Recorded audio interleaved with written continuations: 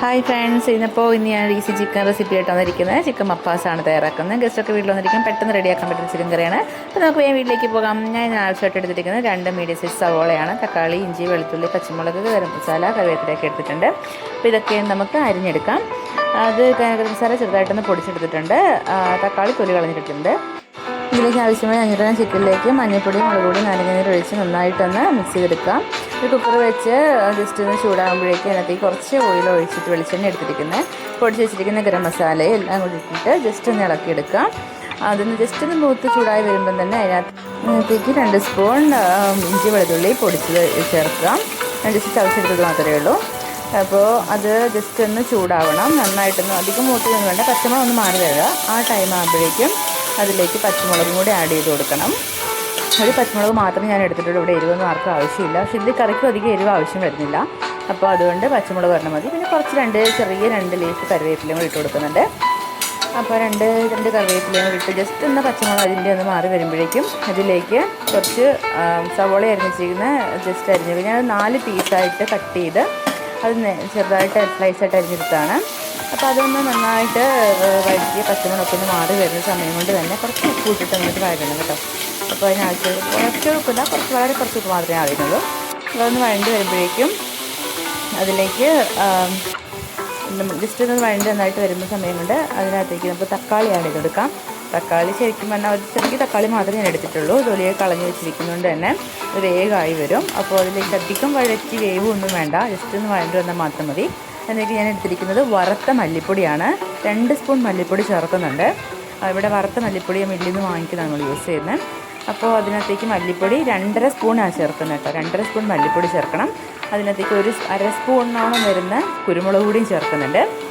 പിന്നെ പൊടിച്ച് വെച്ചിരിക്കുന്ന ഗരം മസാലയും നന്നായിട്ട് 2 സ്പൂൺ ഗരം മസാലയും കൂടി ചേർത്ത് കൊടുത്ത് നന്നായിട്ട് വഴറ്റിയെടുക്കണം. നല്ലതുപോലെ വഴറ്റി അതിൻ്റെ പച്ചമണമൊക്കെ നന്നായിട്ടൊന്ന് മാറുന്ന വരെ വഴറ്റി കഴിഞ്ഞ ശേഷം അതിലേക്ക് നമുക്ക് കുറച്ച് മഞ്ഞൾപ്പൊടി ആഡ് ചെയ്ത് കൊടുക്കാം. നമ്മൾ ഇതുവരെ മഞ്ഞൾപ്പൊടി ആഡ് ചെയ്തിട്ടുണ്ടായിരുന്നില്ല.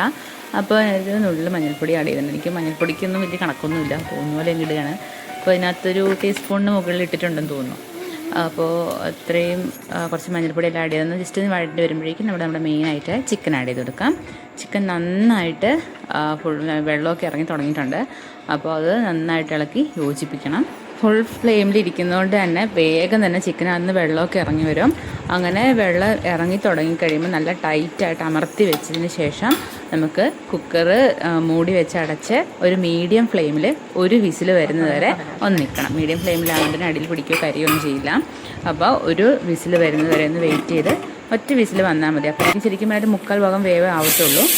വിസിൽ വന്നു കഴിയുമ്പോൾ തന്നെ വേഗം തന്നെ വിസിൽ കളഞ്ഞിട്ട് നമുക്ക് 2ാം പാല് ചേർത്ത് കൊടുക്കും. ഓപ്പൺ ചെയ്ത പാട് തന്നെ 2ാം പാൽ ഒഴിക്കുന്നത്. ഞാൻ തേങ്ങാപ്പാൽ എടുത്തിട്ട് 2ാം പാൽ ഒഴിക്കുന്നത്.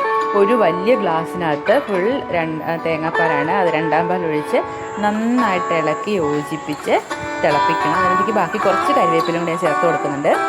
നന്നായിട്ട് തിളച്ച് അത് കുറുകി വരണം. നന്നായിട്ട് തിളച്ച് വരണം. ഇപ്പോൾ നല്ലതുപോലെ ഇളക്കി നല്ലതുപോലെ തിളച്ച് വരുന്ന സമയം കൊണ്ട് നമുക്ക് കുറുകി വരുന്ന സമയം കൊണ്ട് നമുക്ക് ശരിക്കും ഉപ്പിട്ട് കൊടുത്താൽ മതി. ഇപ്പോൾ പാകത്തിനുള്ള ഉപ്പ് ഈ സമയത്ത് ഇട്ട് കൊടുക്കണം. നല്ലതുപോലെ തിളച്ച് അത് കുറുകി വരണം. ഇപ്പോൾ കുറച്ച് വെള്ളം പോലെ ഉണ്ടാവുക. അത് നന്നായിട്ട് തിക്കായി വരുന്ന സമയം കൊണ്ട് കുറച്ച് പെരിഞ്ജീരകം പൊടിച്ചത് 1 ടേബിൾ സ്പൂൺ പെരിഞ്ജീരകം എടുത്തത്, 1 ടീസ്പൂൺ പെരിഞ്ജീരകമാണ്. പെരിഞ്ജീരകം ചേർത്ത് കൊടുക്കണം. നല്ലതുപോലെ ഇളക്കി തിളപ്പിക്കണം. അപ്പോൾ ചിക്കൻ നന്നായിട്ട് ഈ സമയം കൊണ്ട് വേകും. ഇനി തിളച്ച വെള്ളം കുറുക്കി എല്ലാം വരുന്ന സമയം കൊണ്ട് 1ാം പാൽ ഒഴിച്ചു കൊടുക്കണം. അത് ഞാൻ 1 ഗ്ലാസ് തന്നെ എടുത്തത്. ഒരു വലിയ ഗ്ലാസ്സിന് നല്ല കുറുകിയ 1ാം പാലാണ് എടുത്തിരിക്കുന്നത്. അത് അധികം തിളയ്ക്കേണ്ട, പക്ഷേ ജസ്റ്റ് തിള വരുന്ന സമയം കൊണ്ട് തന്നെ ആദ്യം നമ്മൾ എടുത്ത് പൊടിച്ച് വെച്ചിരിക്കുന്ന ഗരം മസാലയുടെ പൗഡറും 1 സ്പൂൺ വറുത്ത മല്ലിപ്പൊടിയും കൂടി ചാടി ചെയ്തിട്ട് നന്നായിട്ട് ഇളക്കി യോജിപ്പിക്കുന്നുണ്ട്. അതിനുശേഷം നമുക്ക് വേഗം തന്നെ മാറ്റി പാകമായി വേഗം തന്നെ മാറ്റിയൊക്കെ സമയം കൊണ്ട് ഒരു ചെറിയ കടായി എടുത്തിട്ട് അതിലേക്ക് 1 സ്പൂൺ നെയ്യ് ഒഴിച്ച് അതിലേക്ക് ഉള്ളി, എൻ്റെ കയ്യിൽ വലിയ ചെറിയുള്ളി വലുതായിരുന്നു, അത് 4ആയിട്ട് മുറിച്ചിട്ടാണ് ഞാൻ എടുത്തിരിക്കുന്നത്. അത് ഒന്ന് മൂത്ത് വരുമ്പോഴേക്കും കറിവേപ്പിലയും അതുപോലെ തന്നെ ഒരു 2 ചെറിയ വറ്റൽമുളക് എടുത്തിട്ടുണ്ട്. അതും കൂടി നന്നായിട്ട് മൂപ്പിച്ച് ചേർക്കണം. നല്ല കളറൊക്കെ മാറി നന്നായിട്ട് വരണം. നല്ല മൂത്ത് വരുമ്പോഴേക്കും വേഗം തന്നെ സ്റ്റൗ ഓഫ് ചെയ്തത് മാറ്റി വെച്ചിട്ട് ആ കറിയിലേക്ക് വേഗം തന്നെ ചേർത്ത് കൊടുക്കണം.